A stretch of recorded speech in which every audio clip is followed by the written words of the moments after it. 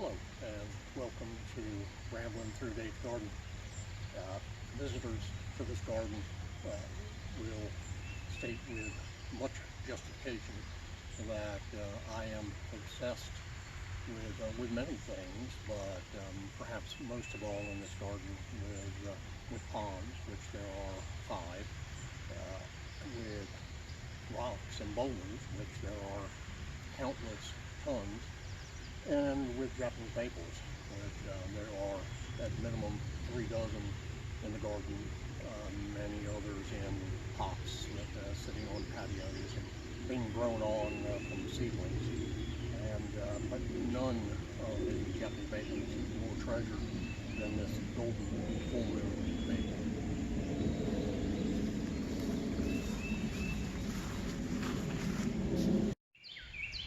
I searched for a number of years for a golden full moon maple, and not knowing exactly where one would be best suited for planting in this garden, but it has in a mix of sun and part shade from in particular from the late afternoon sun, it has flourished, and from a stocky 5-foot tree it has grown to 10 feet, and it keeps this color largely through the summer, although there is some fading. Our visit today will focus on some of the less common Japanese maples, none that are rare, but ones that are outside the mainstream of bloodgood and weeping red maples. This is the fernleaf maple, an Acer japonicum, that is one of my favorites, as much because of the dangling flowers that it shows in early spring, as for its unique foliage. Of course, it also has spectacular autumn foliage color.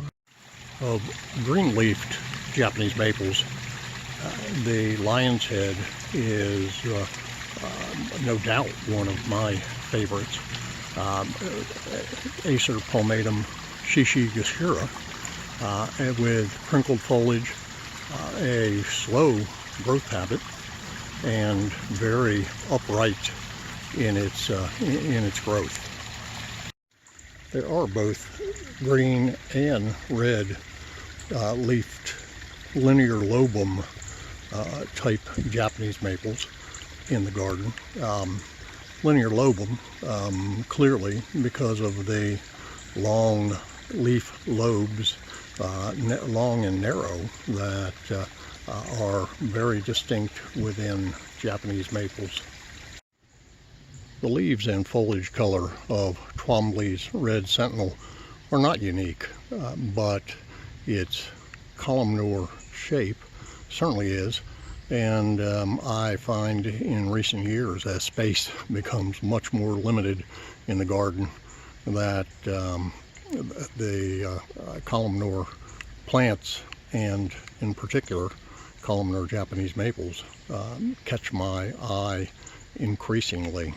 A new addition to the garden is this batwing maple that it is with non-traditional Japanese maple foliage, and not difficult to see why it is called batwing. This one is quite small for now, and but it has been given a prominent position in hopes that it will quickly become a valued addition to the garden.